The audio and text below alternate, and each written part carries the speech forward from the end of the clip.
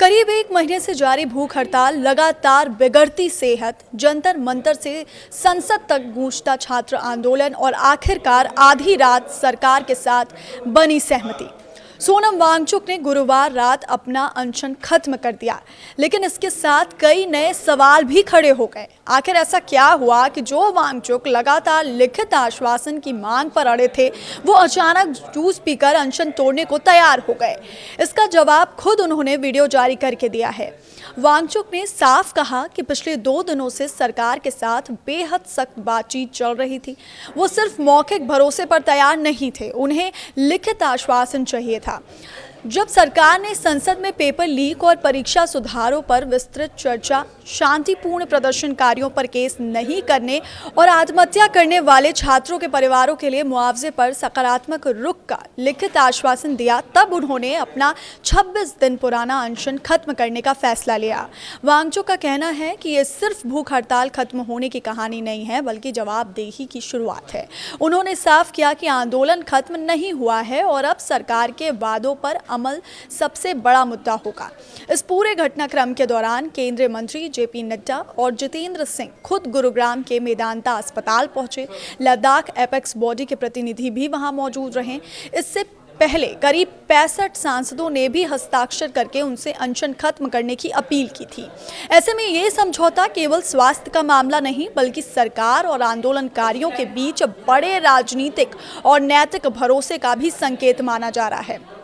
28 जून से NEET UG 2026 paper leak परीक्षा में सुधार और केंद्रीय शिक्षा मंत्री धर्मेंद्र प्रधान के इस्तीफे की मांग को लेकर अनिश्चितकालीन भूख हड़ताल पर बैठे सोनम वांगचुक ने गुरुवार देर रात गुरुग्राम के मेदांता अस्पताल में अपना अनशन समाप्त किया। उन्होंने केंद्रीय मंत्री जेपी नड्डा और जितेंद्र सिंह की मौजूदगी में अपना अनशन तोड़ा। सरकार और वांगचुक के बीच पिछले 2 दिनों से लगातार बातचीत चल रही थी। वांगचुक की मुख्य मांग थी कि सरकार सिर्फ मौखिक नहीं, बल्कि लिखित आश्वासन दे।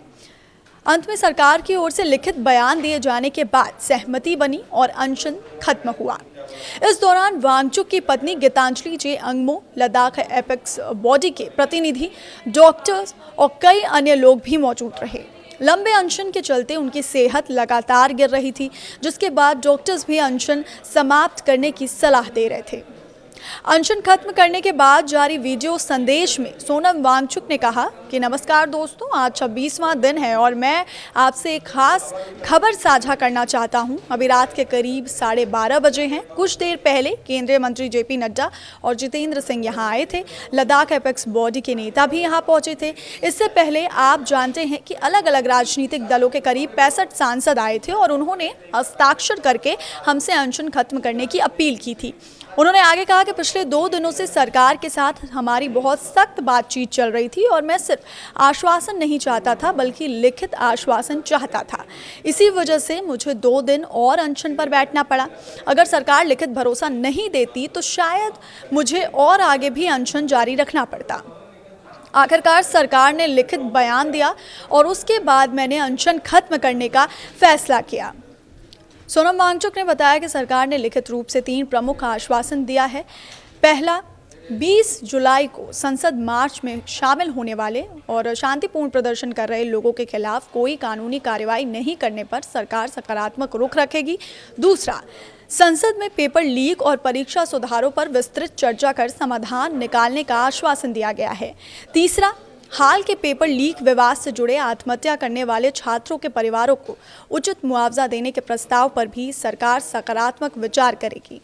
ये भूख का अंत नहीं, जवाबदेही की शुरुआत है। अनशन खत्म करने के बाद सोनम वांगचुक ने कहा कि मैं अपना अनशन खत्म करके खुश हूँ। आपका धन्यवाद। 26 दिनों के बाद ये जूस बहुत अच्छा लग रहा है, लेकिन भूख कभी बुरी नहीं लगती। ये भूख हड़ताल का अंत ज़रूरी है, लेकिन जवाबदेही की शुरुआत है। उन्होंने अपनी पत्नी का जिक्र करते हुए भावुक अंदाज में कहा, गीतांजलि हमेशा मेरे साथ खड़ी रही हैं और मैं तुम्हें धन्यवाद नहीं करना चाहता, बल्कि अपनी भावनाएं व्यक्त करना चाहता हूं। हालांकि अनशन समाप्त हो गया है, लेकिन आंदोलन खत्म नहीं हुआ है। वांगचुक ने साफ संकेत दिया कि अब नज़र सरकार के वादों को लागू करने पर होगी। अगर संसद में परीक्षा सुधारों पर गंभीर चर्चा होती है और पेपर लीक रोकने के लिए ठोस कदम उठाए जाते हैं, तभी इस समझौते को सफल माना जाएगा। फिलहाल सरकार और आंदोलनकारियों के बीच संवाद की शुरुआत हो चुकी है और आने वाले दिनों में संसद का रुख और सरकार की कार्रवाई तय करेगी कि ये समझौता केवल अनशन खत्म कराने तक सीमित रहता है या फिर देश की परीक्षा व्यवस्था में बड़े सुधार की शुरुआत बनता है।